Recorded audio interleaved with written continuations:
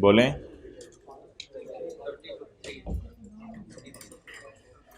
कोई बता दिया करे डेली।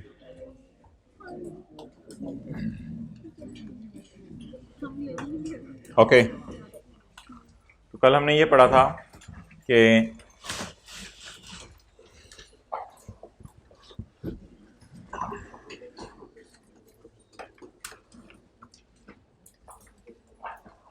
मेरे नॉलेज में ये बात है कि इनकम फ्रॉम कैपिटल गेन के चैप्टर का पेज 227 पर ये वाली 3 लाइनें रहती हैं।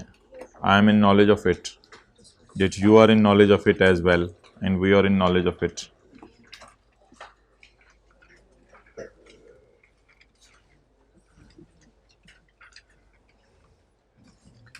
तो कल हमने ये पढ़ा था कि एक साहब को टैक्स क्रेडिट माइनस करने की इजाज़त होगी अगर वो इन लोगों को दे दे डोनेशन। ये सारे कौन थे? डोनी, एक ही एन आता है ना डोनी में, ये सारे डोनी थे। तो अगर इन लोगों को आप जो है वो डोनेशन दे दें तो टैक्स जो है वो क्या हो जाएगा? माफ हो जाएगा। ये डोनीज हैं।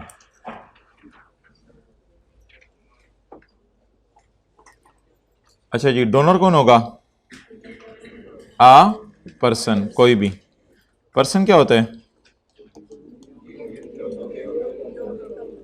इंडिविजुअल भी डोनेशन दे सकता है, ईओपी भी डोनेशन दे सकती है, कंपनी भी। इंडिविजुअल आगे रेजिडेंट भी हो सकता है और ईओपी आगे रेजिडेंट भी हो सकता है। और अच्छा, आप ये समझते हैं मैं अपनी तैयारी के लिए बना रहा हूँ। कंपनी रेजिडेंट भी हो सकती है और नॉन रेजिडेंट भी। तो पर्सन से मुराद जो है वो इंडिविजुअल भी डोनेशन दे सकते हैं, ईओपी भी डोनेशन दे सकती है और कंपनी भी। और ये रेजिडेंट भी हो सकते हैं और नॉन रेजिडेंट भी। कर लिया नोट? मेहरबानी। ओके,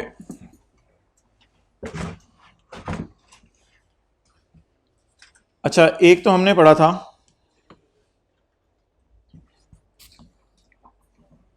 ये पढ़ा था कि यूनिवर्सिटीज़ वगैरह जो गवर्नमेंट की हों। फिर हमने पढ़ा था तालीमी इदारे, हॉस्पिटल, ये भी गवर्नमेंट के हों। अगर आप इनको डोनेशन देंगे तो आपको टैक्स माफ़ हो जाएगा। फर्स्ट रो में आ जाए, इनको डोनेशन देंगे तो टैक्स माफ़ हो जाएगा। इसके अलावा सेक्शन 100C और 13th शेड्यूल वाले इदारे, अगर आप इनको डोनेशन दें तो भी टैक्स माफ़ हो जाएगा।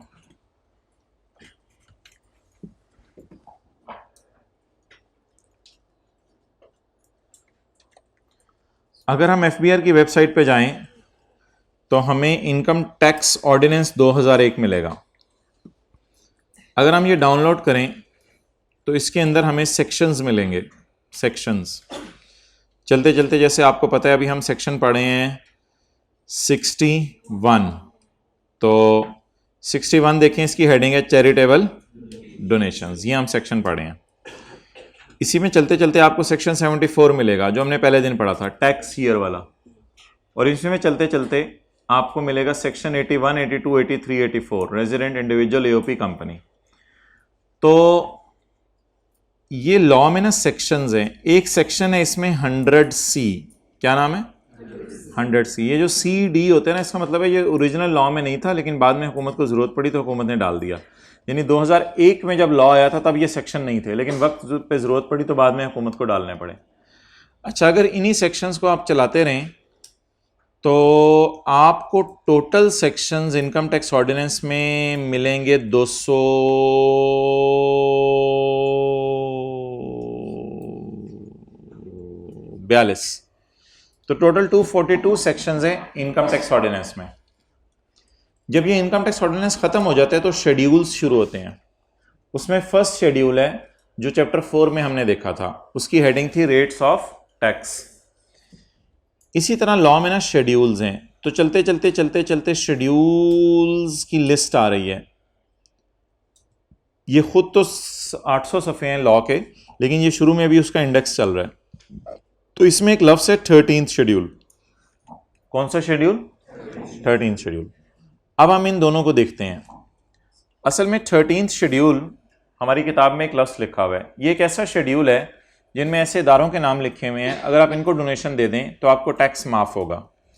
अब अगर हम यहाँ पे कंट्रोल F करके 13 लिखें तो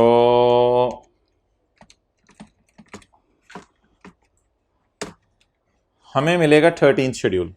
13th शेड्यूल में अगर हम जाएं तो ये एफबीआर की वेबसाइट पे अपलोडेड है। सेक्शन 61 का ऊपर इसने रेफरेंस दिया भी हुआ है। 13th शेड्यूल के अंदर आपको ये इदारों के नाम मिलेंगे, सिटीजन्स फाउंडेशन, अल-शिफा ट्रस्ट तो तकरीबन सबने ही सुना होगा, फातमीद फाउंडेशन भी सुना होगा। तो अगर इन इदारों को आप डोनेशन दे देना, ये इदारे कोई हैं तकरीबन 62 के करीब, तो इन इदारों के नाम ऑब्वियसली याद करना हमारे स्कोप में नहीं है। तो लेकिन ये पता होना चाहिए कि हमारे लॉ में एक शेड्यूल है जिसका नाम क्या है, 13 शेड्यूल। अगर इन इदारों में से किसी को आप डोनेशन दे दें तो वली भाई आपको टैक्स माफ हो जाएगा। जल्दी बैठ जाए, तो आपको क्या माफ हो जाएगा, टैक्स माफ हो जाएगा। अच्छा, एक और चीज है, वो शेड्यूल नहीं है, वो सेक्शन है, डेट इज 100C। तो 100C के सेक्शन पे अगर आप जाएं तो यहां भी कोई लिखा हुआ इदारे, कुछ इदारों के नाम आ रहे हैं, अल वेलफेयर इंस्टीट्यूशन, सोसाइटीज, पता नहीं इस्लामाबाद कैपिटल टेरिटरी में वर्क फॉर पता नहीं क्या, ये भी कुछ इदारों के नाम आ रहे हैं। और ये सेक्शन का नंबर कौन सा है, सेक्शन का नंबर है जी 100C, tax credit for charitable organisations. तो ये मैंने आपको ऐसे ही शेयर कराई, इसका फ़ायदा कोई नहीं हुआ हमें शेयर करने का, बस बताना ये था कि 100C में भी कुछ इदारों के नाम लिखे हुए हैं और 13th शेड्यूल में भी। अगर इन लोगों को आप डोनेशन दे दें तो आपको क्या माफ हो जाएगा, टैक्स माफ हो जाएगा। एक और चीज है, किसी नॉन प्रॉफिट इदारे को आप डोनेशन दे दें तो भी आपको टैक्स माफ हो जाएगा। आप कहेंगे ये जो हम देख के आए वो भी तो नॉन प्रॉफिट इदारे हैं। नहीं, वो बड़े गिने चुने नॉन प्रॉफिट इदारे हैं, इसके अलावा भी पाकिस्तान में नॉन प्रॉफिट इदारे हैं। असल में जब हम चैप्टर 5 में आएंगे ना, तो चैप्टर 5 में आके हम नॉन प्रॉफिट इदारे की डेफिनेशन पढ़ेंगे। तो जो डेफिनेशन के मुताबिक नॉन प्रॉफिट इदारा बनता है उसको अगर आप डोनेशन दे दें तो भी टैक्स माफ होगा, और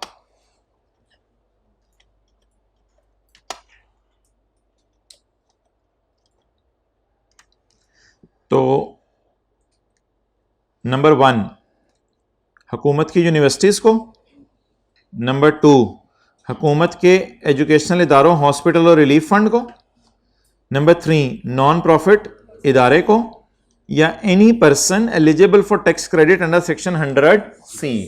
असल में 100C वाले जो इदारे हैं ना, वो नॉन प्रॉफिट टाइप ही चीज है कोई, उनको भी टैक्स माफ है। जब उनको खुद टैक्स माफ है तो हम उनको डोनेशन दे तो हमें भी टैक्स माफ हो जाएगा। तो 100C वाले इदारों की खासियत जरा याद करनी है आपने। 100C के अंदर वो इदारे हैं जिनको खुद भी क्या माफ है, एलिजिबल फॉर टैक्स रेट का क्या मतलब है, उनकी इनकम वैसे ही माफ है क्योंकि वो ऐसे काम कर रहे हैं चैरिटी के, उनकी इनकम पे हुकूमत टैक्स नहीं लगाती, तो उनकी इनकम फी नफ्से ही यानी इन इट सेल्फ माफ है। तो उनको अगर हम डोनेशन दे तो हमारा भी टैक्स क्या हो जाएगा, माफ हो जाएगा। और इसी के अलावा कुछ एंटिटीज हैं, कुछ इदारे हैं या कुछ फंड्स हैं जिनके नाम कहाँ लिखे हुए हैं, 13th शेड्यूल में। इन लोगों को भी अगर हम डोनेशन दे दें तो हमें टैक्स क्या हो जाएगा, माफ हो जाएगा। तो बस ये एक लिस्ट है डोनीज की जो आपने याद करनी है। और डोनर कौन है, डोनर तो कोई भी हो सकता है, जो मर्जी बंदा डोनर हो। फॉर्मूला क्या पढ़ा था, A/B × C, और C क्या था, the amount of donation in the year. लेकिन कई दफ़ा आप अमाउंट नहीं देते, अमाउंट की जगह ना आप हिम्मत करके ऐसा करते हैं कि आप कोई प्रॉपर्टी डोनेट कर देते हैं, तो फिर प्रॉपर्टी की फेयर वैल्यू पे आपको डोनेशन मिलेगी, प्रॉपर्टी की फेयर वैल्यू पे आपको डोनेशन मिलेगी। यानी C इज़ लोअर ऑफ, अगर पैसे दे रहे हैं तो 1 लाख रुपये C हो जाएगा, और अगर पैसे नहीं दे रहे, 2 लाख रुपए वाली गाड़ी दे रहे हैं, तो फिर गाड़ी की फेयर वैल्यू C ले ली जाएगी। ओके, पहले ज़रा आगे पढ़ लें, अदर कंसिडरेशन। ये सारा याद करना है, डब्बों में है लेकिन ये याद करना है क्योंकि ये मेन सेक्शन है सारा। फेयर वैल्यू प्रॉपर्टी की किस दिन ली जाएगी, जिस दिन आपने प्रॉपर्टी खरीदी थी या जिस दिन आपने डोनेट की, जिस दिन डोनेट की। और अगर आप पैसे देना चाह रहे हैं कैश, तो फिर पैसे आप किस फॉर्म में दें, पैसे आप जेब से निकाल के दे दें, नो, आप किस फॉर्म में दें, तो फिर आपको डोनेशन के लिए क्वालिफाई होंगे। तो ये डोनेशन की ना शराइत थी। डोनर कौन है ये हमने पढ़ लिया, डोनीज कौन है ये हमने पढ़ लिया, पैसे देने हैं क्रॉस चेक में दें, प्रॉपर्टी देनी है तो उसकी फेयर वैल्यू पे आपको डोनेशन मिलेगी। Clear, okay.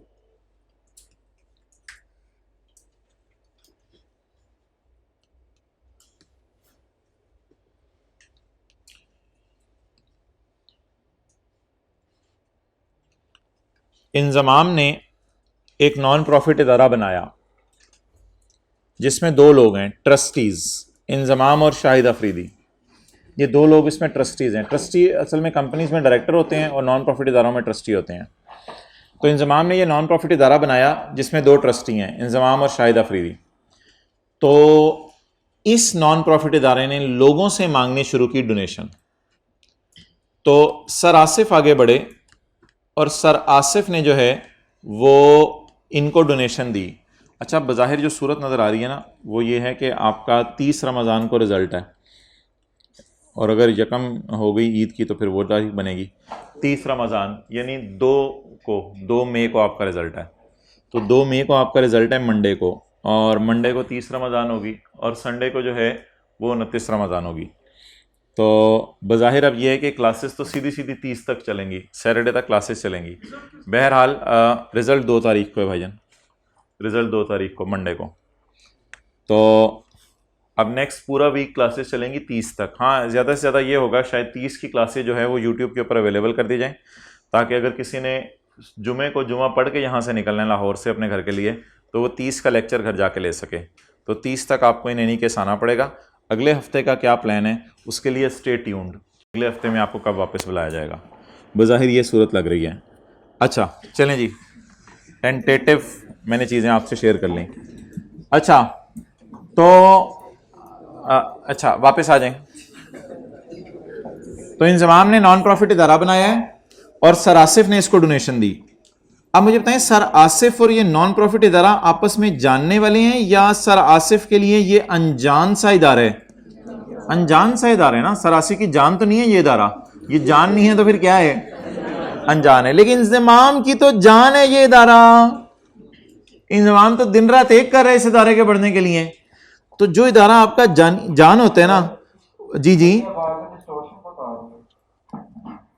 अबू बकर जरा देखो। अच्छा उधर अहमद भाई मौजूद हैं, अहमद भाई देखें इसका क्या हल है। अब आवाज सही आ रही है? अच्छा इसका एक हल करते हैं, ठहरो अहमद जरा उधर ही रुको, अब तो 5 मिनट बाद फीडबैक देना। अच्छा तो सर आसिफ के लिए ये इदारा अनजान है क्योंकि सर आसिफ ने ये इदारा बनाया नहीं, लेकिन सर आसिफ ने बंदों की शक्लें देखे कहा यार इनको डोनेशन दे देते हैं, अच्छे लोग चला रहे हैं। लेकिन इंजमाम के लिए तो ये इदारा जानने वाला अपना ही इदारा है बल्कि। तो इंजमाम को ना कहते हैं एसोसिएट। क्या कहते हैं? एसोसिएट का मतलब है कि ये आपस में जानने वाले हैं, ये इदारा और इंजमाम आपस में क्या है, बल्कि इनका अपना ही इदारा है। अब अगर मैंने कल बताया था इंडिविजुअल के केस में आपने लेना है 30% ऑफ टैक्सेबल इनकम, याद आ रहा है? और कल न्यूमेरिकल में भी 30% ऑफ टैक्सेबल इनकम लिया था। लेकिन अगर इंजमाम इस इदारे को डोनेशन दे दे तो फिर 30% नहीं लिया जाएगा, फिर कितना लिया जाएगा? 15%। तो ये अजीब सी चीज थी जो कल रोक के रखी हुई थी, आज आपको बताई जा रही है। ये बात नोट कर लें आप। तो जो बंदा खुद इदारा बनाए और खुद उसको डोनेशन दे दे, इदारों में अक्सर तो दूसरे लोगों से डोनेशन लेते हैं ना, लेकिन इसका कभी दिल है कि मैं भी अपने इदारे को डोनेशन दे दूं, तो फिर इसे टैक्स जरूर माफ होगा। लेकिन कितने परसेंट सी लिया जाएगा? 15% ऑफ टैक्सेबल इनकम या 30% of taxable income? 15% of taxable income. जी भाई डिस्टॉर्शन अगर अब खत्म हो गया तो हाथ खड़ा करके बता दो। ओके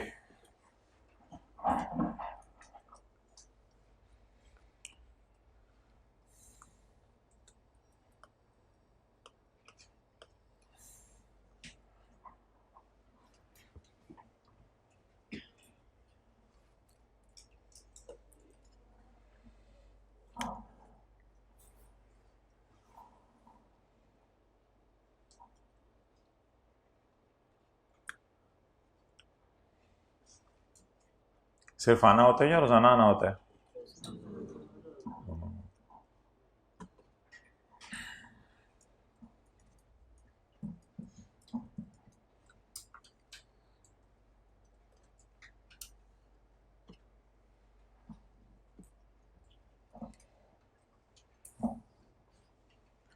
तो अगर कोई बंदा अपने ही इदारे को डोनेशन दे दे तो उसे टैक्स तो माफ होगा, लेकिन सी इज लोअर ऑफ में C will be 30% of taxable income की बजाय 15% of taxable income. Okay 5 seconds मोर।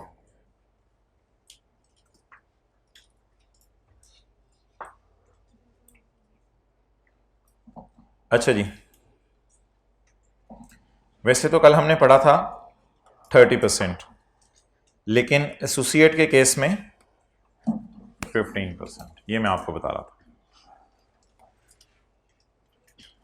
तो अगर डोनेशन देने वाला इंडिविजुअल है या डोनेशन देने वाली कौन है, पार्टनरशिप फर्म, तो 30% ऑफ टैक्सेबल इनकम। और अगर डोनेशन देने वाली कंपनी है तो फिर 20% ऑफ टैक्सेबल इनकम। क्लियर? लेकिन अब एक बिल्कुल डिफरेंट चीज है जो अब मैं नहीं पढ़ाने लगा हूं, वो है एसोसिएट वाली जो अभी आपको दिखाई है।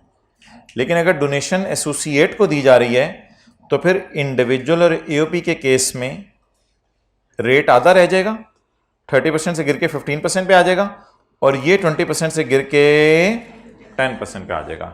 यानी कंपनीज के भी जानने वाले नॉन प्रॉफिट इदारे हो सकते हैं। कई दफा कंपनीज खुद नॉन प्रॉफिट इदारे बनाती हैं, तो ऐसी सूरत में फिर डोनेशन की लिमिट गिर जाएगी।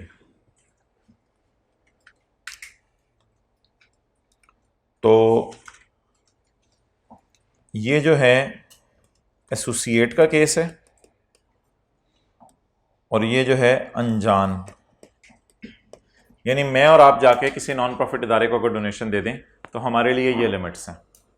लेकिन कोई ऐसा बंदा नॉन प्रॉफिट इदारे को डोनेशन दे, ये बार बार मसला हो रहा है, ये ज़रा बुलाओ मेरे भाई को, जो वैसे हल्की फुल्की डिस्टॉर्शन भी हो रही है। अच्छा, ये देखो, ये जो है, तो ये एसोसिएट अगर जानने वाले हों तो फिर इसी सूरत के अंदर बोलें क्या होगा, दोनों अमाउंट्स गिर जाएंगी। ओके, अच्छा जी, अगला सेक्शन कौन से? 62, tax credit for investment in shares. Tax credit for investment in shares, क्या खरीदने पे टैक्स माफ होगा? शेयर्स खरीदने पे टैक्स माफ होगा।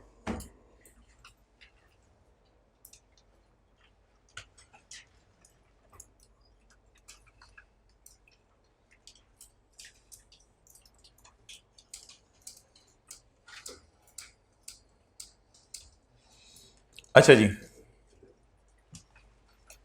शेयर्स जो खरीद सकते हैं आप, पब्लिक लिस्टेड कंपनी के शेयर खरीद सकते हैं। पब्लिक लिस्टेड कंपनी के नए शेयर भी खरीद सकते हैं, पुराने शेयर भी खरीद सकते हैं। क्या मतलब, नए और पुराने शेयर्स में क्या फर्क है? आप ब्रांड न्यू घर भी खरीद सकते हैं, आप कोई पुराना घर भी खरीद सकते हैं। तो शेयर्स में क्या मतलब, ब्रांड न्यू और ओल्ड? कंपनी बनी और कंपनी ने कहा मैं बनी हूं, मुझे पैसा चाहिए, तो ये तो न्यू शेयर्स होंगे ना। तो वसीम अकरम ने कहा अच्छा चलो कंपनी ज़बरदस्त लग रही है, तो वसीम अकरम ने पैसा डाल दिया कंपनी में। ये वसीम अकरम को शेयर्स मिलेंगे न्यू शेयर्स, बल्कि वसीम अकरम को कहते हैं ओरिजिनल अलॉटी, यानी इसको अलॉट किया गया पहली दफ़ा शेयर। बाद में वसीम अकरम के पास शेयर पड़े पड़े पड़े पड़े पुराने हो गए। सर आसिफ ने जाके कहा कि अब मैं इस कंपनी के शेयर खरीदना चाहता हूं, तो कंपनी ने कहा मैं तो अब शेयर नहीं दे रही, लेकिन वसीम अकरम के पास शेयर पड़े हैं, उनसे जाके ले लो। तो अब सर आसिफ जब वसीम अकरम के पास शेयर लेने गए, तो ये ओल्ड शेयर्स लेने गए या न्यू शेयर्स लेने गए हैं? ओल्ड। तो न्यू शेयर कौन देती है, कंपनी देती है या उसके शेयर होल्डर देते हैं? कंपनी देती है। कंपनी नए शेयर देती है, और अगर आप किसी ऐसे बंदे के पास चले जाएं जिसके पास ऑलरेडी कंपनी के शेयर पड़े हैं और उससे जाके आप शेयर खरीदें, तो फिर आप कौन से शेयर खरीद रहे होंगे? ओल्ड। अच्छा, आपने अक्सर सुना होगा स्टॉक एक्सचेंज में लोग जाते हैं शेयर खरीदते हैं, ये सारे ओल्ड शेयर्स होते हैं, अनलेस के कंपनी ने अखबार में इश्तेहार दिया हो कि मुझे न्यू शेयर चाहिए। कंपनियां कहां पैसे अखबार में इश्तेहार देती हैं? कंपनियों को तो 10-10 साल जरूरत नहीं पड़ती पैसा इकट्ठा करने की, पड़ भी जाती है जरूरत, लेकिन बड़ा रेयर होता है कंपनी नए शेयर इशू करे। तो नए शेयर कौन इशू करती है? Company. Old share company issue करती है या आपको किसी पुराने शेयर होल्डर से मिल जाते हैं? पहली बात ये होगी। ये देखें, ये जो आवाज आ रही है। अच्छा, दूसरी ऑप्शन है जी, आपने बाय किए shares from privatisation commission of Pakistan. Privatisation commission of Pakistan एक इदारा था जो शायद अभी भी मौजूद हो।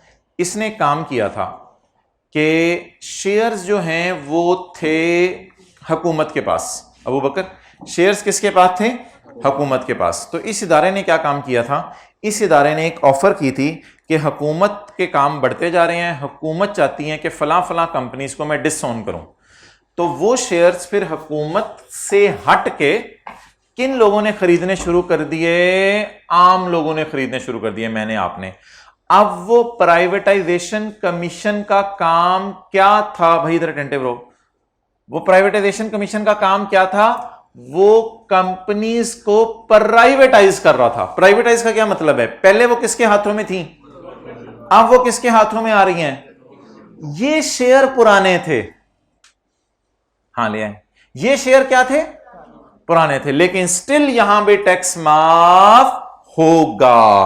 तो मैं भी आपको बताऊंगा कि यहां पे टैक्स क्रेडिट माफ होगा, यहां टैक्स क्रेडिट माफ नहीं होगा, और यहां टैक्स क्रेडिट माफ होगा। नोट कर लें आप लोग जरा।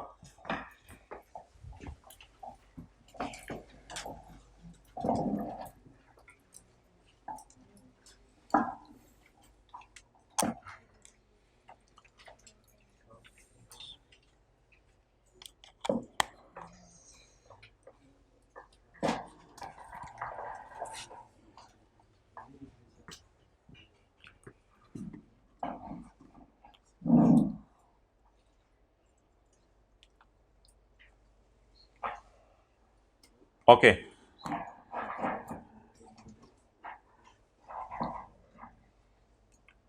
नाउ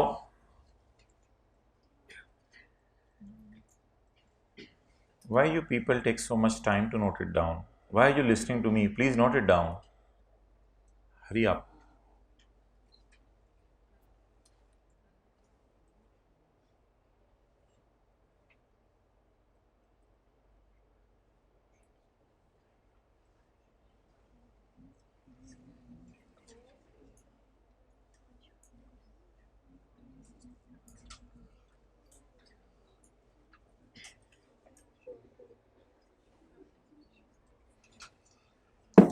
अच्छा जी, अब मुझे आप बताएं, किसी पब्लिक कंपनी ने नए शेयर इशू किए, आपको टैक्स माफ होगा शेयर खरीदने पे? खरीद रहे हैं, बेच रहे हैं शेयर?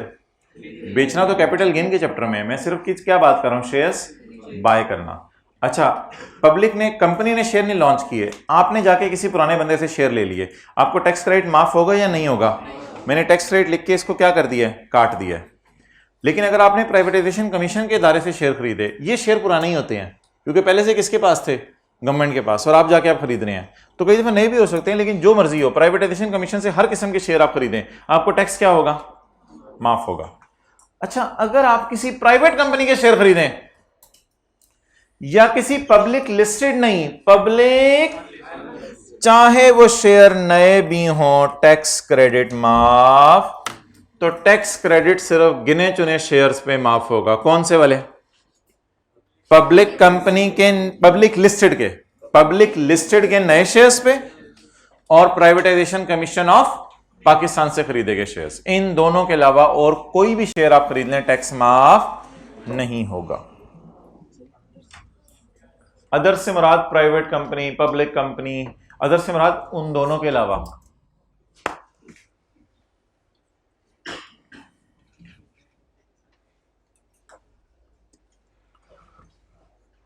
अदर्स में आर गायब है।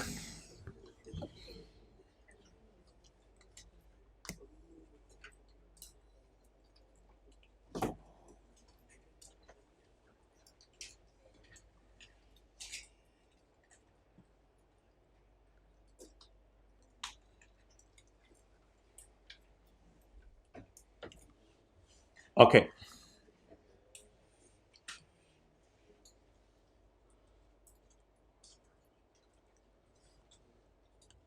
अच्छा इसको मैं बाद में एक्सप्लेन करता हूँ। ये जिसको मैंने स्काई ब्लू से हाईलाइट किया है, येलो वाला पढ़ें।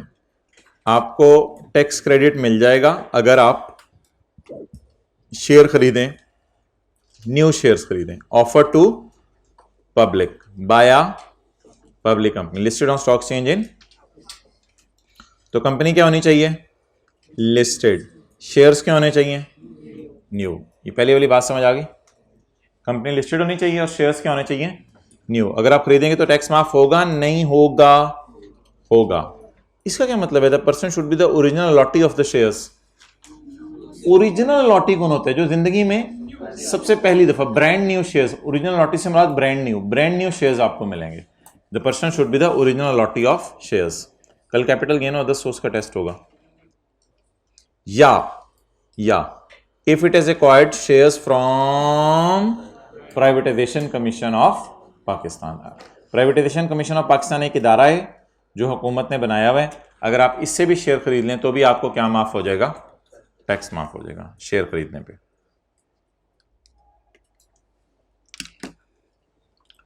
ओके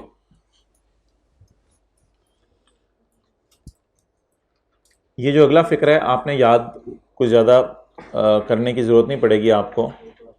शेयर्स की जगह एक लफ्ज़ आ जाएगा सुकूक का। क्या लफ्ज़ आ जाएगा? ये कोई इस्लामिक फॉर्म ऑफ शेयर्स है, लेकिन सुकूक्स की डेफिनेशन हमारे सिलेबस में नहीं है। बाकी अंग्रेजी सारी अल्लाह का शुक्र है वही है, तो हमें कुछ ज़्यादा एफर्ट नहीं करनी पड़ेगी। The cost of acquiring the, जहन में शेयर ही रख लीजिएगा, पेपर में लिख सुकूक आइएगा। On the cost of acquiring the shares offer to public by a public company listed on stock exchange in Pakistan, the person should be the original allottee of सुकूक्स। इसलिए सुकूक के लफ्ज़ का मतलब पूछने की ज़रूरत नहीं है। ऑनलाइन वालों सुकूक के लफ्ज़ का मतलब पूछने की ज़रूरत नहीं है। सुकूक के लफ्ज़ का मतलब पूछने की ज़रूरत नहीं है। अच्छा, इसी तरह एक मुश्किल सा लफ्ज़ है units of exchange traded fund. Exchange traded fund के यूनिट्स, ये 3 लफ्ज़ हैं। एक लफ्ज़ था शेयर्स, एक था सुकूक, एक है units of exchange traded fund. ये भी कोई शेयर्स टाइप चीज़ होती हैं। इनको भी अगर आपने खरीद लिया टैक्स माफ होगा। In respect of cost of acquiring in the year, units offered to public and traded on stock exchange in Pakistan, ये भी न्यू ही होते हैं। ऑफर टू पब्लिक का मतलब ही ये है कि आम लोगों को आपने दिया, तो आम लोगों को नए शेयर दिए जाते हैं।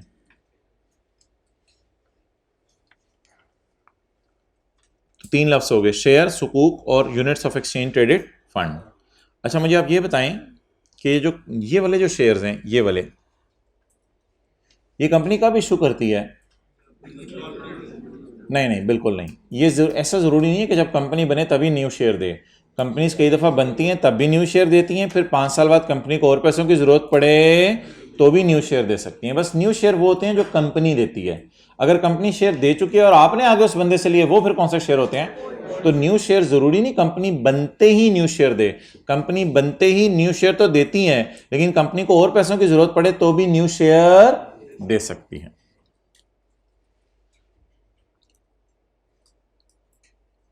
Point 4, life insurance. भाई लाइफ इंश्योरेंस ये चीज है कि रशीद ने अपने बेगम बानो से कहा, बानो मैंने चले जाना है।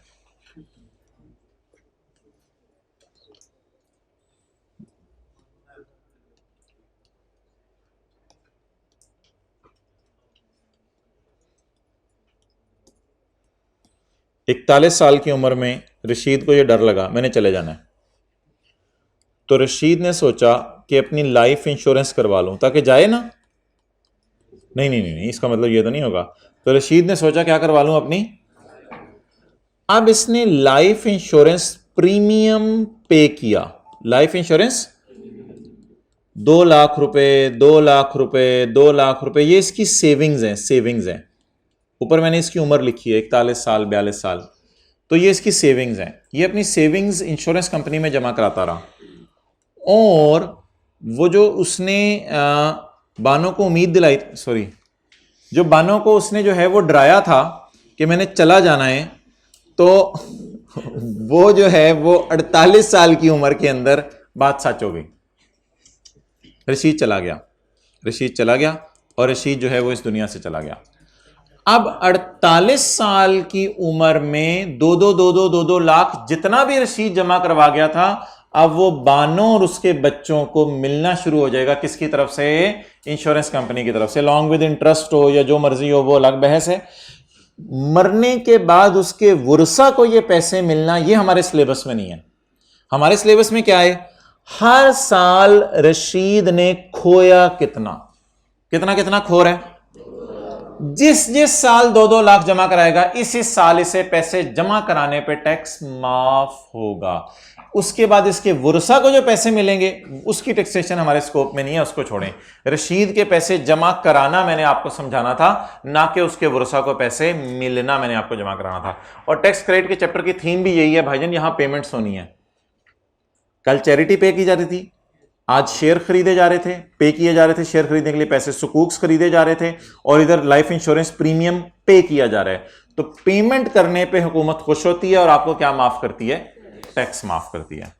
तो डेट इज लाइफ इंश्योरेंस। इसको प्रीमियम भी कहते हैं। प्रीमियम लफ्ज मुश्किल लग रहा है तो सालाना फीस समझ लें। फीस लफ्ज अच्छा है नहीं, लेकिन आपके समझाने के लिए बोल रहा हूं। एक्चुअल लफ्ज इसके लिए प्रीमियम ही होता है। तो एक तरह की आप अपनी घर की सेविंग्स जमा करवाते रहते हैं और इन द एंड जब आप मर जाते हैं तो फिर आपके घर वालों को ये पैसे मिलने शुरू हो जाते हैं। अब ये सवाल पूछने की आपको जरूरत नहीं है, अगर ये बंदा नहीं मरता और बूढ़ा हो जाता है तो फिर इसको भी वापस मिलने शुरू हो जाते हैं। लेकिन उस साइड पे क्यों जाना, किसको वापस मिले, कैसे मिले, हमें बस पता होना चाहिए पैसे जमा कराने पे आपको क्या माफ होना है? टैक्स माफ होना है।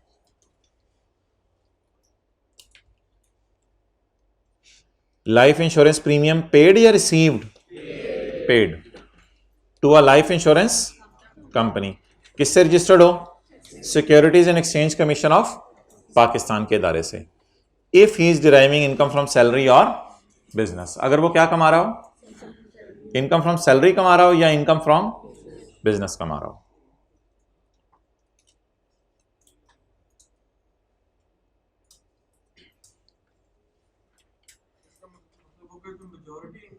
मैं आने लगा इसी की तरफ मैं आने लगा।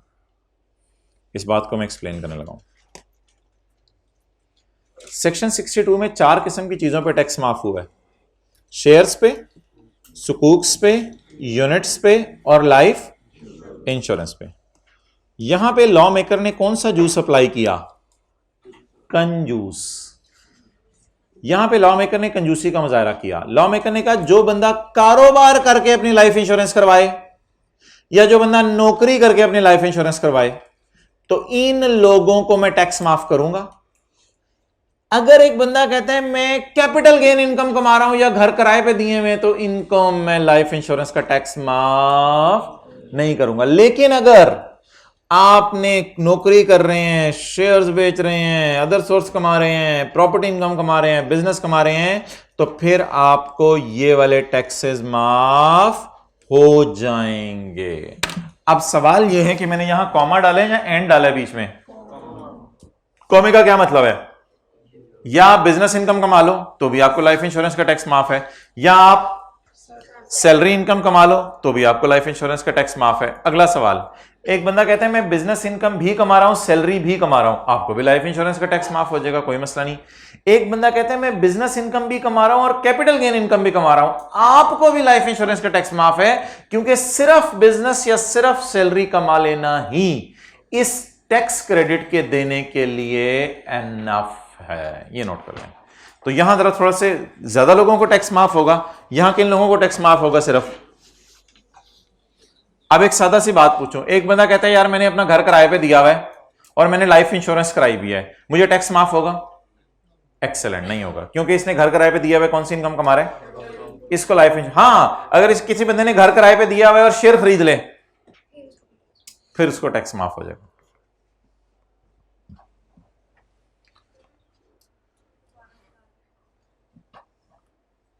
जो बंदा भी बिजनेस इनकम कमाए या सैलरी इनकम कमाए उसको लाइफ इंश्योरेंस का टैक्स माफ होगा।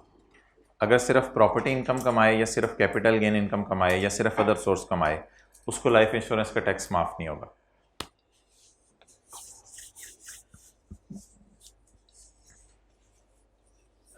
जी,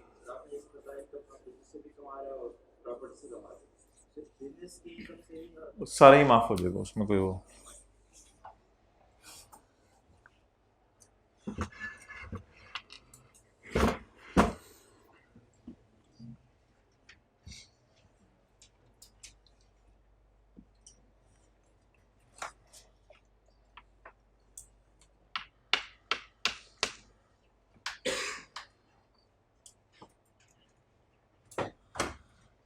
okay. Units of exchange traded fund है, इसमें भी न्यू या पुराने का न्यू मैंने कहा था, न्यू लिख लो, न्यू ही होते हैं। अच्छा, अब एक और चीज है जो यहां पे मैंने आपको पढ़ाई नहीं। Resident person other than company, resident person other than company, इधर लिखा होता सिर्फ पर्सन, तो मैंने 6 किस्म के लोग बताए थे, इंडिविजुअल, एओपी और resident, non resident, resident non resident, resident non resident. यानी इधर हमने ये पढ़ा था कि इंडिविजुअल ब्राइन लारा पाकिस्तान में 5 दिन के लिए आया और नॉन रेजिडेंट है और उसने चैरिटी दे दी तो उसे टैक्स माफ बिल्कुल होगा, कोई मसला नहीं, उसे टैक्स माफ होगा क्योंकि वो इंडिविजुअल नॉन रेजिडेंट है, उसको टैक्स माफ होगा। क्या देने पे? चैरिटी देने पे। ये कौन सा सेक्शन खोला हुआ है मैंने? सेक्शन 61। लेकिन सेक्शन 62 बहुत कंजूस सेक्शन है। वो कहते हैं मैं सारे लोगों को टैक्स माफ नहीं करूंगा, कंपनीज को मैं टैक्स माफ नहीं करूंगा। पीछे क्या बच गया? इंडिविजुअल्स और एओपीज में भी वो सिर्फ जो रेजिडेंट हैं, वो सिर्फ जो रेजिडेंट हैं। इसका मतलब जरा सुन लें। रेजिडेंट इंडिविजुअल, सर उमैर कहते हैं मैं रेजिडेंट इंडिविजुअल हूं, मैंने कंपनी के शेयर खरीदे, हम कहेंगे आपको टैक्स माफ होगा। लेकिन अगर एक नॉन रेजिडेंट बंदा आके पाकिस्तान में किसी पाकिस्तान की कंपनी के शेयर खरीद ले तो उसको टैक्स माफ नहीं होगा।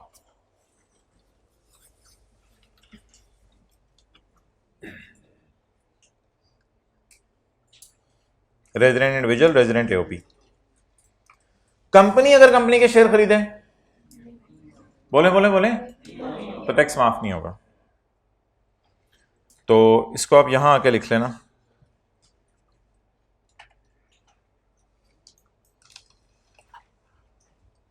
सेक्शन 62 वाला बेनिफिट सिर्फ किनको मिल रहा है? जो रेजिडेंट इंडिविजुअल्स हैं या जो रेजिडेंट एओपी हैं। तो सेक्शन 62 का बेनिफिट सिर्फ इन लोगों को मिल रहा है।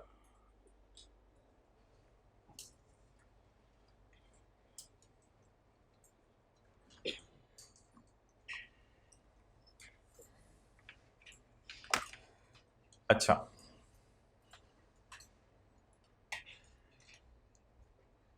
डोनेशन के केस में इनको कहते हैं डोनर। इनको क्या कहते हैं? डोनर। और इनको कहते हैं डोनी। लेकिन शेयर्स के केस में इनको हम कहेंगे इन्वेस्टर। इन्वेस्टर पर 2 किस्म के हो सकते हैं, 6 किस्म के नहीं हो सकते। इनको कहेंगे इन्वेस्टर और इनको कहेंगे इन्वेस्टी, यानी जिनके शेयर खरीदे गए। तो किन के शेयर खरीदे जा सकते हैं? इन लोगों के। खरीदने वाला कौन है? ये वाले लोग। डन। किन के शेयर खरीदे जा सकते हैं? पब्लिक लिस्टेड कंपनी के, प्राइवेटाइजेशन कमीशन ऑफ पाकिस्तान के, इनके खरीदे जा सकते हैं। खरीदने वाले कौन है? या रेजिडेंट इंडिविजुअल या रेजिडेंट एओपी। तो ऊपर डोनर 6 थे और डोनीज की लिस्ट थी नीचे, और इधर डोनर 2 हैं और नीचे डोनीज की लिस्ट है। बल्कि इधर लफ्ज यूज होगा इन्वेस्टर्स और इन्वेस्टी। जो शेयर खरीदने वाला इन्वेस्टर और जिसके शेयर खरीदे जाएं इन्वेस्टी।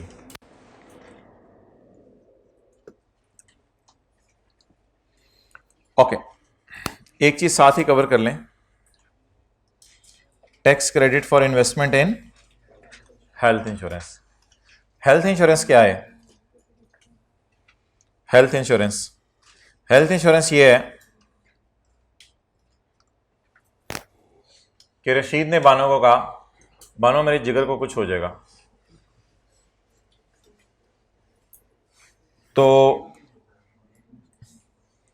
मैं चाह रहा हूं कि अपने जिगर की इंश्योरेंस करा लूं।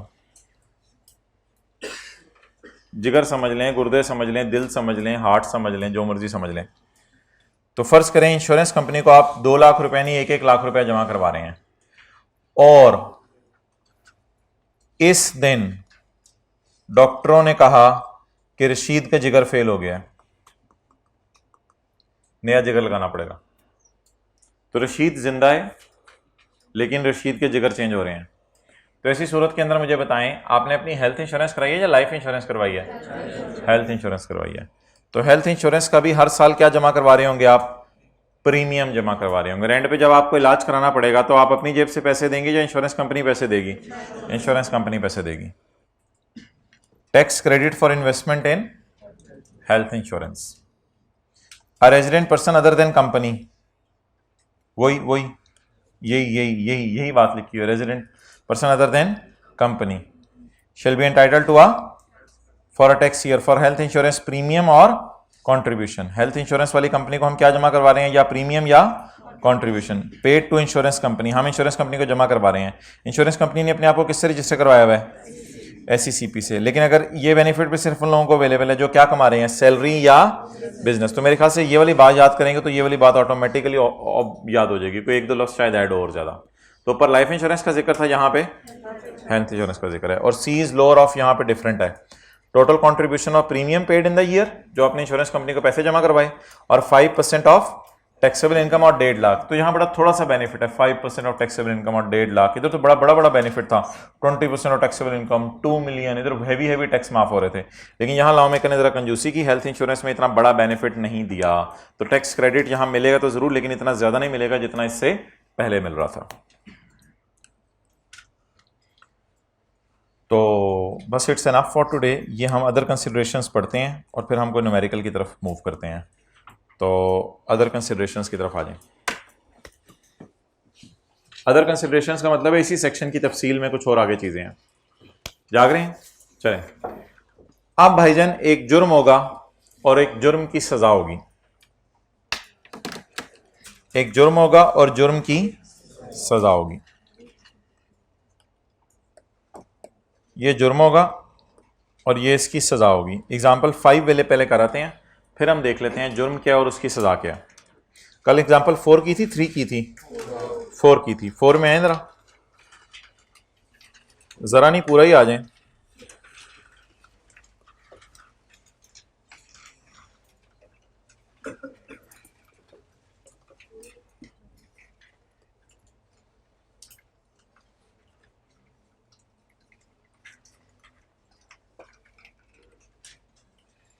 ओके, माय फर्स्ट क्वेश्चन, कल टैक्स ईयर कौन सा था, 2013। ये सवाल घर में जाके कितने लोगों ने किया था?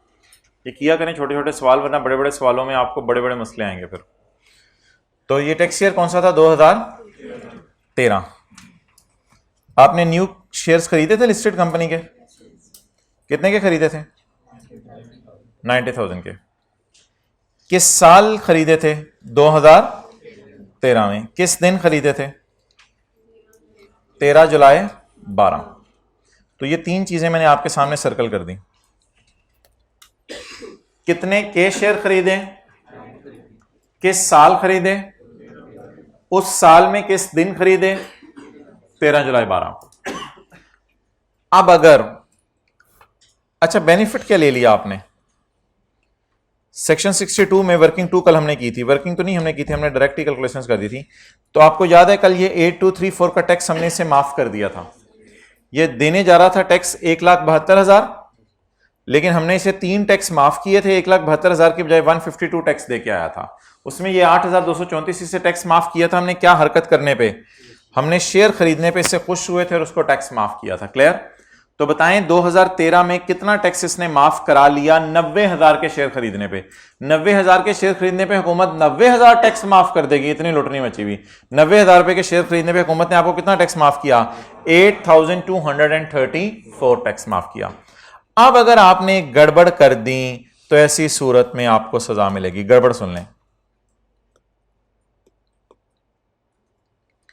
ये शेयर आप 2 साल के अंदर बेच नहीं सकते। ये शेयर आप 2 साल के अंदर अगर आपने ये शेयर 2 साल के अंदर बेच दिए तो आपको मुजरिम कहा जाएगा। आपको मुजरिम कहा जाएगा। हुकूमत कहेगी नई कंपनी के आपने नए शेयर खरीदे हैं तो जरा सब्र तो करो, थोड़े से रसा अपने पास रखो तो सही। तुम्हें क्या पड़ी हुई है कि इतनी जल्दी जल्दी बेच रहे हो? तो 2 साल कम से कम चीज अपने पास रखो। जैसे अम्मी कहती हैं बेटा 2-3 साल तो गुजरने दे मोबाइल को, फिर बेच रही। नहीं अम्मी, मेरे दिमाग को चढ़ा इस वक्त नहीं आई। अच्छा थी, तो 2 साल के अंदर अगर आपने शेयर बेच दिए तो यह जुर्म होगा। और इस जुर्म की सजा क्या मिलेगी? जिस साल आप शेयर बेचेंगे, 13 में तो खरीदे हैं ना, जिस साल आप शेयर बेचेंगे जाके उस साल आपको ये वाला तोहफा वापस करना पड़ेगा। कितना तोहफा अवेल कर चुके हैं? 8234 का। ये आपको क्या करना पड़ेगा, वापस करना पड़ेगा। किस फॉर्म में वापस करना पड़ेगा उसको हम जो है वो देखते हैं अभी कि किस फॉर्म के अंदर आपको ये तोहफा वापस करना पड़ेगा। Okay, let's start. Continuing from previous question, पिछले सवाल से जारी रखते हुए, पिछला सवाल कौन सा है, 4 या 3? 4। Yasir has disclose the taxable income of 22 lakh for 14। ये कौन सा साल था? उसने अब आपको किस साल का डेटा डिस्क्लोज किया है? 14 का। तो हम किस साल का न्यूमेरिकल सॉल्व करने लगे हैं? 2014 का। टैक्सेबल इनकम 22 मिलियन, कल टोटल 22 थी, आज टैक्सेबल 22 लाख है। तो टैक्सेबल इनकम बोले कितनी आ गई? 22 लाख।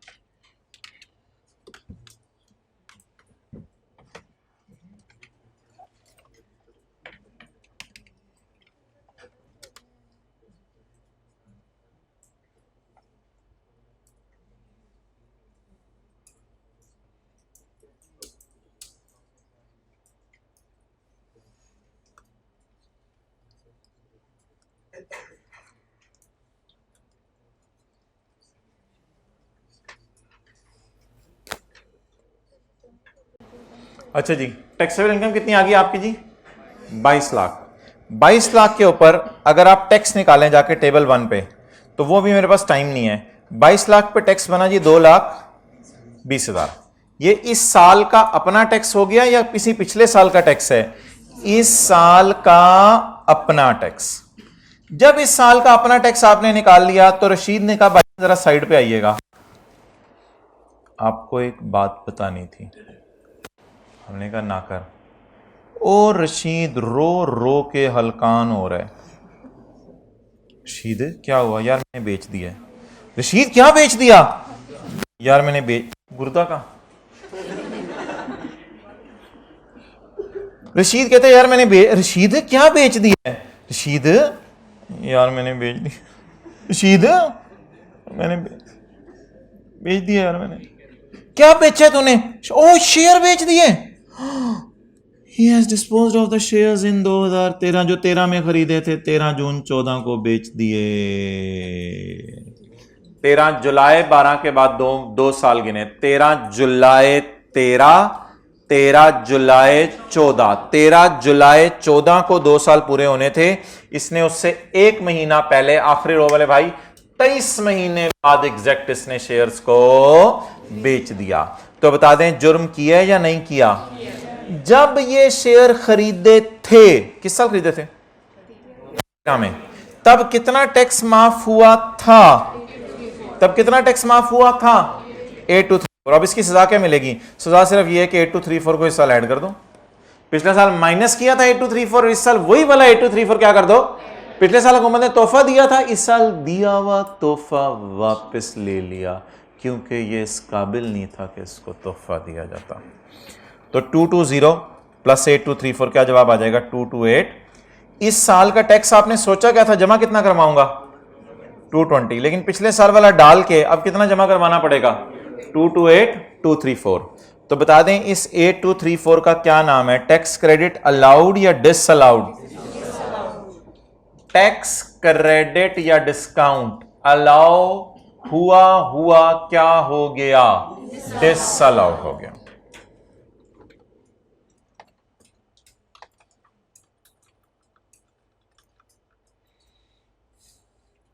पढ़ें इंग्लिश, पढ़ें, देखें समझ आ रही है? सेक्शन 62 में वापस आ गया हूं मैं।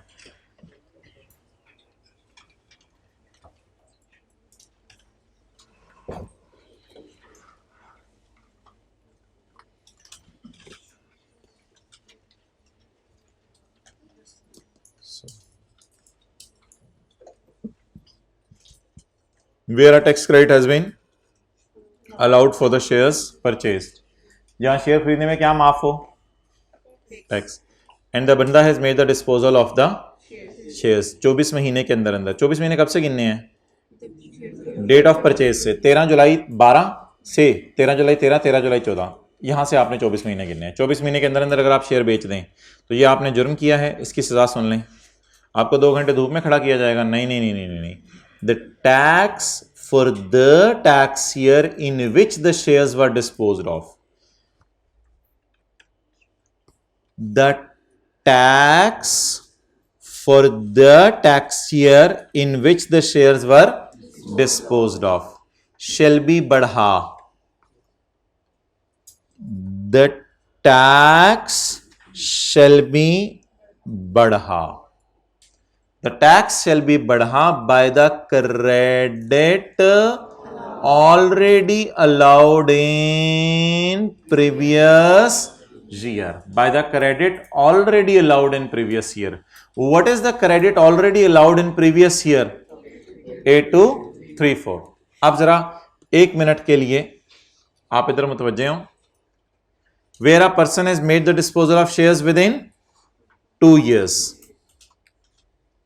the tax for the tax year in which the shares are disposed of shall be बढ़ा by the amount of credit already allowed in previous year। previous year में जो ऑलरेडी टैक्स क्रेडिट अलाउ हुआ था वो allow हुआ क्या हो जाएगा, डिसअलाउ हो जाएगा। तो मैंने यहां आपके समझने के लिए जो है वो लिखा है ऑलरेडी अलाउड,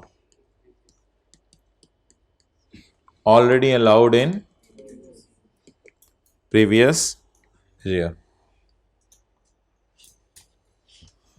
तो शेयर्स खरीद के टैक्स माफ कराना और फिर उन्हीं शेयर्स को 24 महीने के अंदर अंदर, ये जुर्म नहीं है, जुर्म अजीम है। इस पे आपको सजा मिलेगी, नस्लों को सजा मिलेगी। सिर्फ आपको क्या सजा मिलेगी, टैक्स क्रेडिट अलाउ हुआ इस पर दिल पे ना ले जाया करें।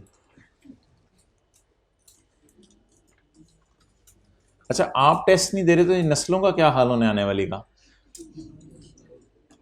मैं आपको सीरियसली बताऊं, कल 2 से 3 बंदे FAR2 की क्लास में ऐसे मिले जिनको ये नहीं पता किस फ्लोर पे टेस्ट रूम है।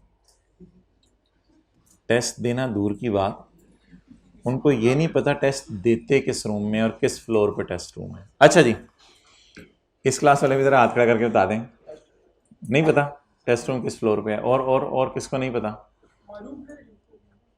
अच्छा, कमरा नंबर तो जाना जरूरी ना, जगह तो बताए ना। हाँ, तो टेस्ट जाके वहां देते हो ना, वो कमरा नंबर के मार्क्स नहीं है। पढ़ें जी।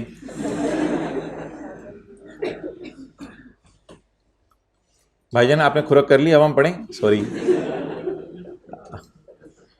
अच्छा जी, लाइफ इंश्योरेंस भी इसी तरह है। अगर आपने लाइफ इंश्योरेंस 2 साल में कैंसिल करा दी, अगर आपने लाइफ इंश्योरेंस 2 साल में कैंसिल करा दी, आपको महसूस हुआ मेरा जिगर है बड़ा और ज़बरदस्त यार है मेरा, अब सही होता जा रहा है माशाल्लाह, तो हकीम के पास आप 2-3 दफ़ा गए, हकीम ने कहा टेंशन नहीं लेनी यार, तू ऐसी हेल्थ इंश्योरेंस अपनी करा रहा है, मेरे पास आ जाया कर। तो अब आप मुझे बताएं, क्या ऐसा हो सकता है कि लाइफ इंश्योरेंस नहीं, सॉरी, हेल्थ इंश्योरेंस की मैं बात कर दी बीच में, मादरत। लाइफ इंश्योरेंस, क्या ऐसा हो सकता है कि लाइफ इंश्योरेंस आप करा के अपनी कैंसिल करवा दें? अगर आपने अपनी लाइफ इंश्योरेंस करवाई और करवा के 2 साल में कैंसिल करवा दी, यानी इस दिन आपने लाइफ इंश्योरेंस करवाई और इस दिन आपने कैंसिल करवा दी, तो मुझे बताएं इस 2 लाख पे तो टैक्स माफ हो गया होगा ना, इस 2 लाख पे तो टैक्स माफ हो गया होगा। तो लाइफ इंश्योरेंस करवा के 2 साल के अंदर अंदर कैंसिल करवाना भी जुर्म है, इसकी भी वही सजा है, इसकी भी वही सजा है। Where a tax credit has been allowed for a, जहां लाइफ इंश्योरेंस के आपको क्या माफ हो जाए, टैक्स माफ हो जाए, लाइफ इंश्योरेंस प्रीमियम का, and the insurance policy is cancelled, और इंश्योरेंस पॉलिसी आप सरेंडर कर दें, कैंसिल कर दें with in 2 years of its, खरीदने के 2 साल में आपने इंश्योरेंस पॉलिसी सरेंडर कर दी, कैंसिल कर दी, ये क्या है? जुर्म, जुर्म देखें कहां से पता चल रहा, सरेंडर्ड विद इन 2 years, ये जुर्म है। इस जुर्म की सजा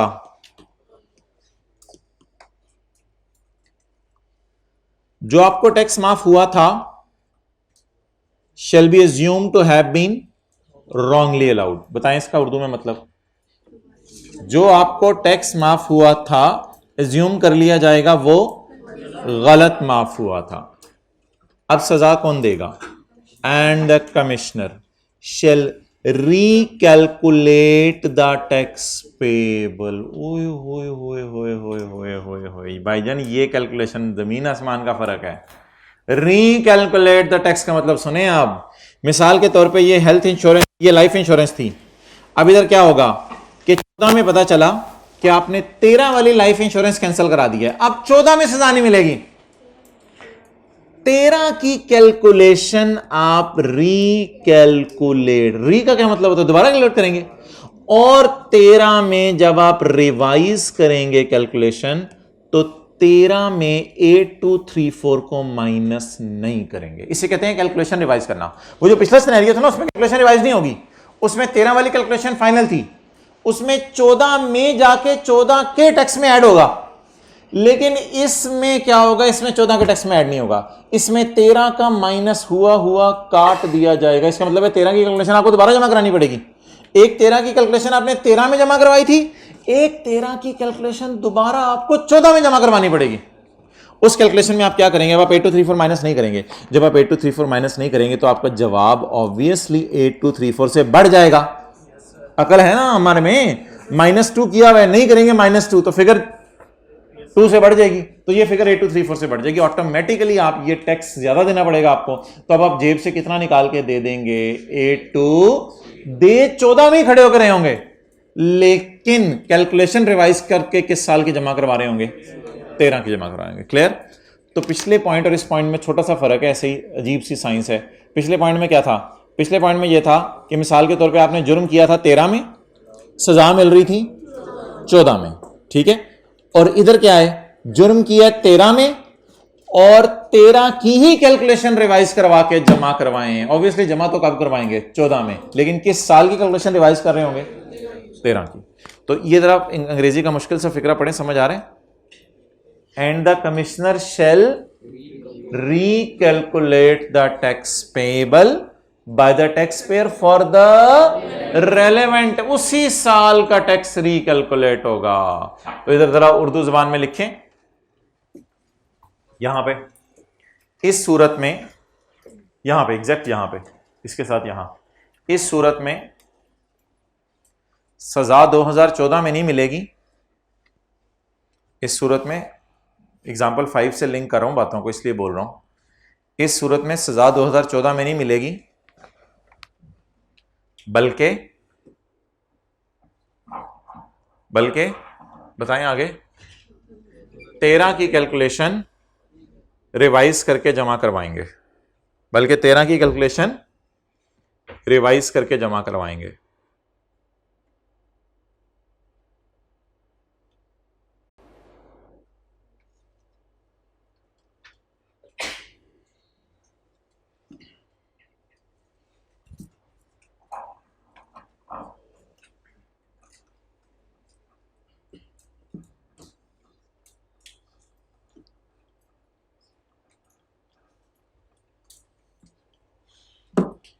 क्लियर।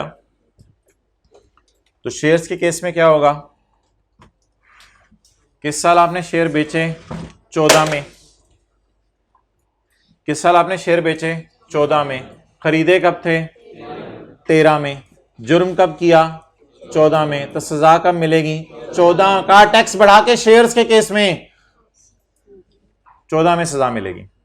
और लाइफ इंश्योरेंस के केस में क्या होगा, लाइफ इंश्योरेंस करवाई 13 में, कैंसिल कब करवाई, तो 14 में टैक्स को बढ़ाने की जरूरत नहीं है, 13 का टैक्स रिवाइज करके जमा करा दें। अजीब सी बात है, जैसे आपको कहा जाए कि वही पेपर जरा दोबारा आके दे दो, उसी तरह का क्वेश्चन पेपर होगा, वही जरा दोबारा आके दे दो।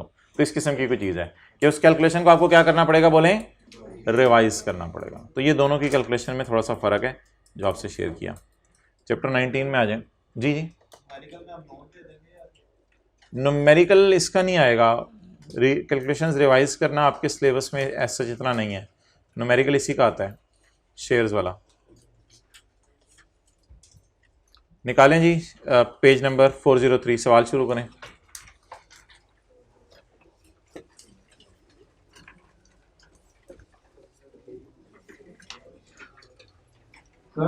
जी 14 में खड़े होके आप 8,234 पे करेंगे, 13 की कैलकुलेशन रिवाइज वाला सफ़ा जमा करवा के। सिर्फ 8,234, सिर्फ 8,234, सिर्फ 8,234। आप क्लास के बाद पूछ लेना, फिर क्लास के बाद पूछ लेना। अच्छा, क्वेश्चन 33, फरहीन बाजी इज रेजिडेंट फाइलर। फाइलर का मतलब होता है टैक्स जमा कराती रहती है, फाइल करती रहती है। And has provided the following information pertaining to tax year 2020। तो टैक्स ईयर 2020 कब से कब तक बनता है?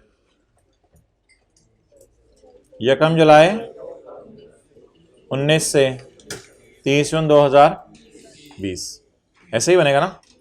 ये लिख लें, 1 जुलाई 19 को साल शुरू होगा और ख़त्म कब होगा बोलें? 30/1/2020 को। ओके,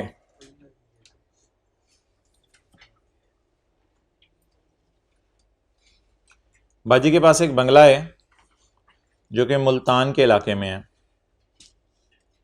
जो कि उसने किराए पे दिया था अब्बास साहब को, और रेंट एग्रीमेंट था 4 साल का। कितने साल के लिए किराए पे दिया था? 4 साल के लिए, जो एक्सपायर हो गया 31 मार्च 20 को। तो शुरू कब हुआ होगा?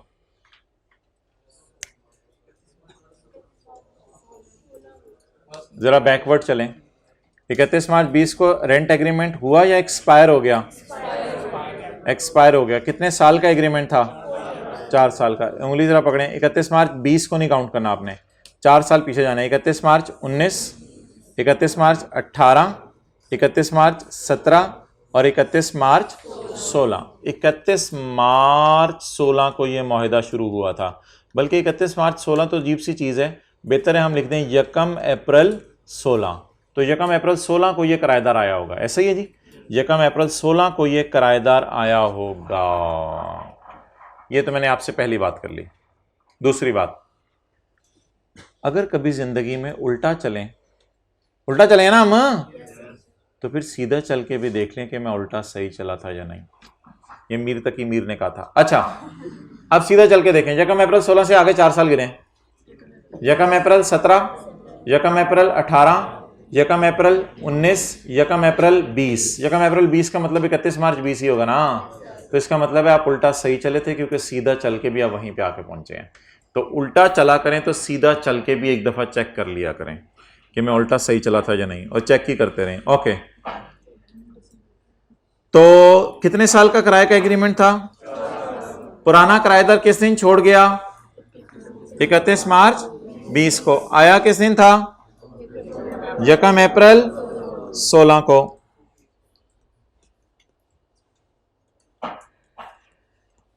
चार साल बनाऊं 5 साल? 5 साल देख लेते हैं अभी कैसे।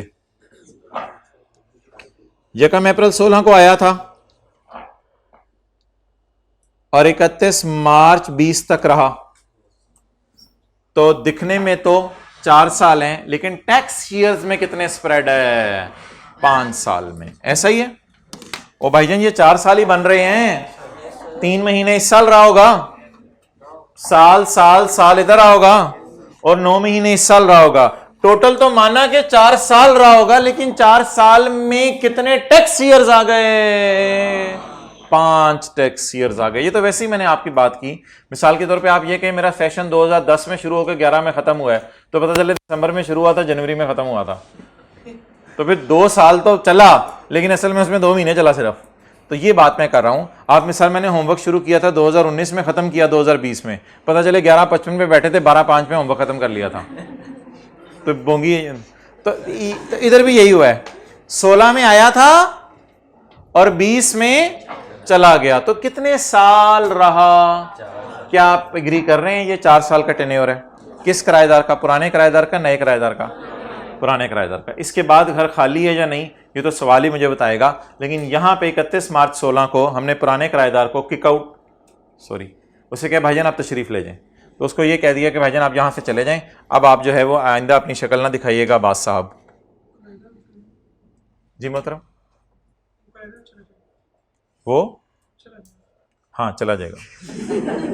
अच्छा चलिए हम आगे पढ़ते हैं। तो details of payments received. Received क्या मतलब? बोले बोले बोले बोले बोले रिसीव्ड क्या मतलब?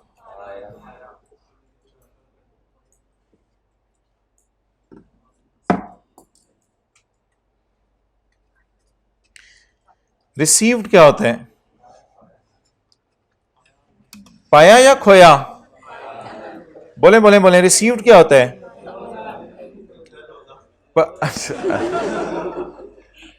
अच्छा, तो details of payment received as per rent agreement are given below. किराया कितने जी पर महीने? 1,75,000। सिक्योरिटी गार्ड को फरहीन सैलरी दे रही है या फरहीन अब्बास को सिक्योरिटी गार्ड प्रोवाइड करने के लिए अब्बास से पैसे ले रही है? भाई ये सैलरी का लफ्ज थोड़ा सा कंफ्यूजिंग है, ऊपर रिसीव्ड है, रिसीव्ड का लफ्ज असल है। क्या मतलब? सिक्योरिटी गार्ड को सैलरी देने के लिए फरहीन अब्बास से ले रही है कितने पैसे हर महीने? 50,000। तो भाईजान ये तीनों पाए हैं, खोया नीचे आएगा, ये तीनों पाए हैं। नॉन एडजस्टेबल के साथ उसने क्यों नहीं लिखा पर मंथ? भाई नॉन एडजस्टेबल सिर्फ 16 में लिया होगा। नॉन एडजस्टेबल अमाउंट कब लेते हैं? जिसमें किराएदार आता है या हर साल लेते हैं? तो नॉन एडजस्टेबल अमाउंट के साथ उसने क्या नहीं लिखा हुआ? Per month. लेकिन किराए के साथ और सिक्योरिटी गार्ड के साथ उसने पर मंथ लिखा हुआ है। ये इनकम प्रॉपर्टी में चला जाएगा और ये इनकम फ्रॉम, और ये इनकम फ्रॉम प्रॉपर्टी में। Non security, non adjustable security, ये कहां चला जाएगा? इनकम फ्रॉम प्रॉपर्टी में। On expiry of tenancy, expiry किस दिन हुई है? 31 मार्च 20 को।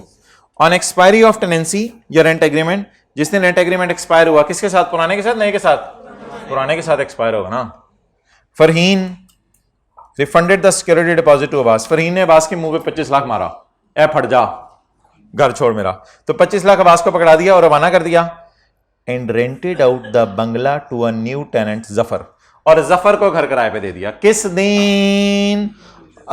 Rented out the bungalow to new tenant का मतलब है on expiry rented out to new tenant.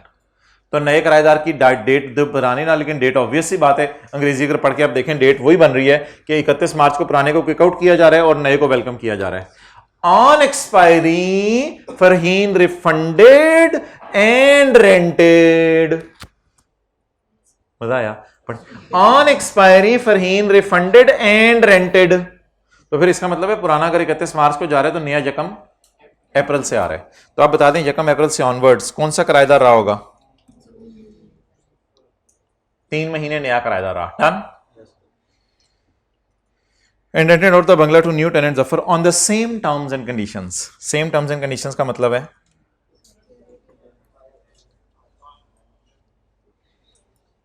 Same, ये वो नहीं सेम जो घरों में आ जाती है।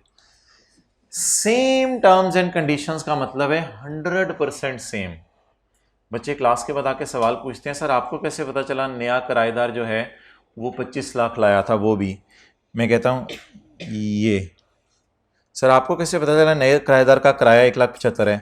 मैं कहता हूं ये।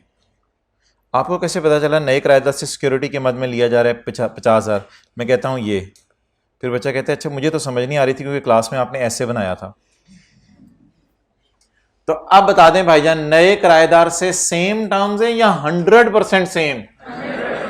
100% सेम टर्म्स। नए किराएदार से भी 1,75,000 किराया, नए किराएदार से भी सिक्योरिटी गार्ड का 50,000, नए किराएदार से भी 25 लाख पकड़ेगी। क्या? Non adjustable advance. डन। अच्छा फरहीन ने पे किया 40,000 सिक्योरिटी गार्ड्स को विच प्रोवाइड सिक्योरिटीज। तो सिक्योरिटी सर्विसेज कंपनीज असल में सिक्योरिटी गार्ड वगैरह मुहैया करती हैं, तो इसके इसने 40,000 दिए हैं। ये क्या है, पाया या खोया? खोया। खोया कैसे पता चलता है आपको? पेज। तो इसका मतलब है फरहीन बाजी इधर से भी कुछ कमा रही है। जरा सोचें कैसे इधर से कमा रही है। फरहीन सिक्योरिटी गार्ड्स वगैरह को 40,000 दे रही है और अब्बास को बुला के कहती है तेरे से मैं कितने पैसे लूंगी? 50,000। क्लियर? चलें जी, इनकम फ्रॉम प्रॉपर्टी शुरू करें। इनकम फ्रॉम अदर सोर्स तो कल करेंगे, अब टाइम नहीं है। इनकम फ्रॉम प्रॉपर्टी निकलवा दें मुझे इसकी, working one. Income from property. यार रेंट कैसे करना है? दोनों किराएदार का अलग अलग कर लूं या डायरेक्ट ही 12 महीने से मल्टीप्लाई कर दूं? अलग अलग कर लें। अलग अलग करने का शौक है, अलग अलग कर लें। वैसे मेरा तो कोई मूड नहीं था अलग अलग करने का, लेकिन कुछ बच्चों ने कहा अलग अलग करना है तो अलग अलग कर लें। पुराना किराएदार कितने महीने रहा? भाईजान 20 का न्यूमेरिकल है, पागलों की तरह 16 से शुरू ना कर दीजिएगा। 4 साल का किराया निकाला हो। न्यूमेरिकल किस साल का है? 20 का। तो 4 साल का किराया निकालेंगे या 9 और 3 महीने का? 9 और 3 महीने का। भाई इधर देखें, ये मैंने आपके समझने के लिए बनाया। सवाल की रिक्वायरमेंट सिर्फ कौन सा साल है? 20। ये डायग्राम तो मैंने आपके समझने के लिए बनाई है, अगर समझ लग जाए। जी रेंट बताएं पुराने किराएदार से कितने महीने? 9 महीने। कितना किराया? और 1.5 लाख, 2 लाख है, कितना है? 1,75,000। और नए किराएदार से 3 महीने, कितना? चलें जी, ये हमारा हो गया रेंट। बताएं जी टोटल कितना है इसका? 21 लाख। अभी रिपेयर अलाउंस माइनस ना करें, पहले नॉन एडजस्टेबल अमाउंट मुझे निकालने दें। ये देखें, ये देखें, ये वाले 9 महीने ये हो गए और ये वाले 3 महीने ये हो गए। नॉन एडजस्टेबल अमाउंट मुझे बताएं कितनी ऐड करेंगे आप? Non adjustable amount, non adjustable amount मुझे बताएं कितनी ऐड करेंगे? कैलकुलेटर्स पे जल्दी जल्दी जल्दी जल्दी। इस साल की नॉन एडजस्टेबल अमाउंट बताएं कितनी ऐड करेंगे?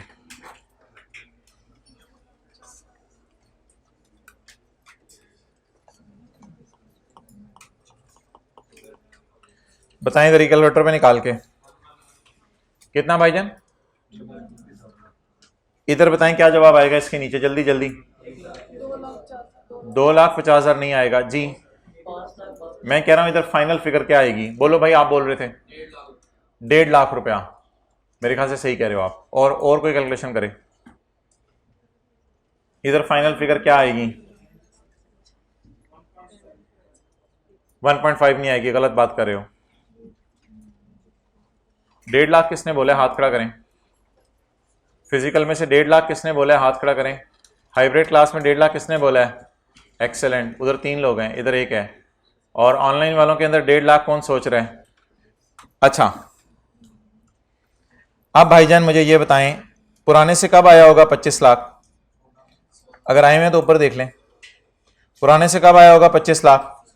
16 में। इस 25 लाख को इनकम में डाला होगा या 2.5 लाख को? 25 लाख को इनकम में डाला होगा या 10 से डिवाइड करके डाला होगा? 2017 में भी 2.5 लाख इनकम में डाला होगा, 2018 में भी 2.5 लाख इनकम में डाला होगा। क्यों कंफ्यूजन है तो पूछते जाएं, बड़ी सता सता बातें कर रहा हूं। सेक्शन 16 याद है? 16 का 1, जब भी पैसे आएंगे 10 से डिवाइड करेंगे। 19 में भी कितना इनकम में डाला होगा? ओ बोले ना, 2.5 लाख इनकम में डाला होगा।